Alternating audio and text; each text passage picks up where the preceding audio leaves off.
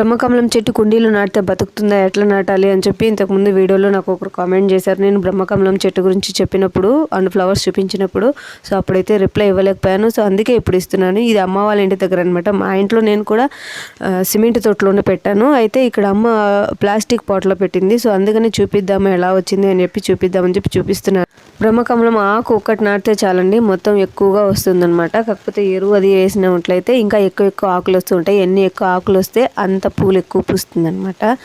So అమ్మ వాళ్ళ ఇంటి దగ్గర అయితే పూసినప్పుడు నేను వచ్చే కొందుకే పువ్వు వాడిపోయింది. పెద్దలు చెప్తారు కదా, తానొకటి తలిస్తే దైవం ఒకటి తలుస్తుంది అన్నట్టు. నేను వచ్చే వేళకి దేవుడు చూడకూడదు అనుకున్నాడేమో, అది అలా ముడుచుకునేసింది. సరే ఆ పువ్వే కోసి అమ్మ దేవుడికి పెట్టేసి ఆ తర్వాత ఇల్లంతా క్లీన్ చేసేసుకొని అమ్మవారి టెంపుల్ దగ్గరికి వెళ్తుంది.